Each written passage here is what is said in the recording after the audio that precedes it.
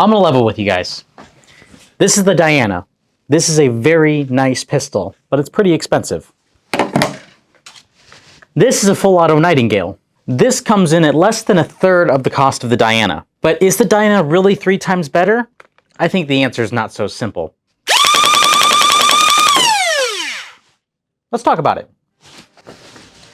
Now, this is a pretty interesting situation, being that I've had plenty of play experience with both of these blasters. Though this is my first time using the full auto Nightingale as opposed to the semi-automatic high power version. And I have some things I want to say. This is the semi-automatic Nightingale. Now this I have tons of experience with, and I love it pretty dearly, and I can recommend this blaster to most people. Now, I haven't touched a Nightingale in a while, and the reason why is because I always want to expose myself to new offerings, new blasters, because you'll never know what your favorite might be until you actually use it. And it really depends on what kind of player you are. Now, before I go too far, I just want to say this blaster was provided for free for review by Out of Darts. And all the darts that we'll be using in testing today were also provided by them. It wouldn't be possible if it wasn't for you. Now, obviously, the main difference between the semi-auto and the full auto is the fire rate. Now, because the semi-automatic does have a mechanical trigger, you have to pull at a considerable distance to actually fire every single time. But it also means you have to be very deliberate with every single trigger pull. And you have to make sure it resets fully each time, or else you aren't going to get proper chambering. With the full auto, you don't really have that issue. Because the first half of the pull starts the motors like so, it makes it easier to do follow-up shots because you don't have to pull it all the way every single time for a shot. Now, you can still somewhat do semi-auto with this if you do quick taps on it, which is a lot easier to do with this than it is with the semi-automatic.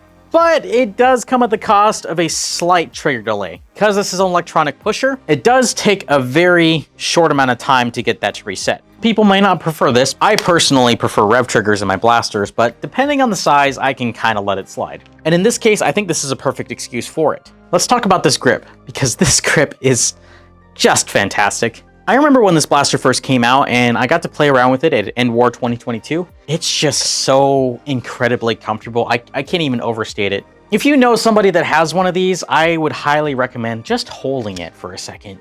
I think honestly this grip is so comfortable that alone would make most people fall in love with it. Now, performance with the full auto Nightingale was surprising. There was a little bit of weird deviation, but I noticed the FPS ranged usually from about 100 to 130.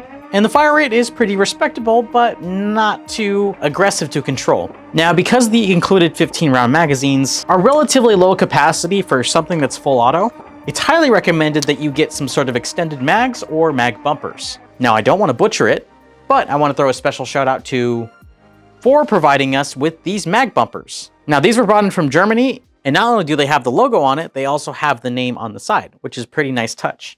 And believe me, that extended bumper really adds enough ammo to make you feel like you're not running out all the time.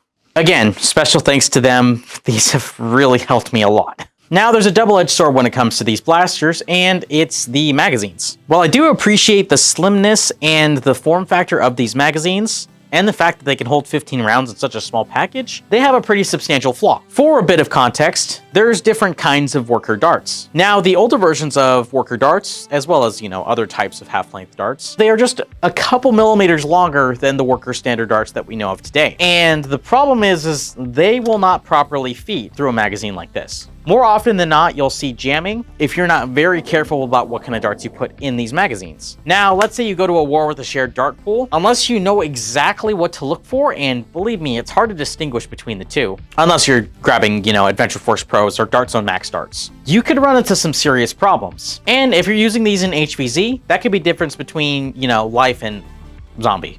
Now, I have not used a Nightingale in an HVZ setting. However, I have used it in competitive. Now, in a relatively close quarters area, I think the Nightingale is a surprisingly heavy hitter. This is an injection molded full auto pistol for $80. $80. Does it have some flaws? Absolutely. Every blaster does. But I feel like the pros of this blaster outweigh the cons by a considerable margin.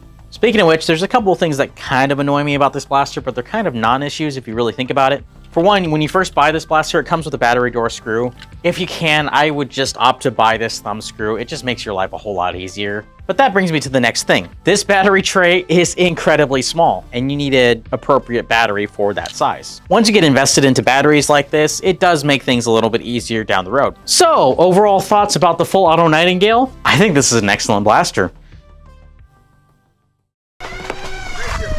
Hit.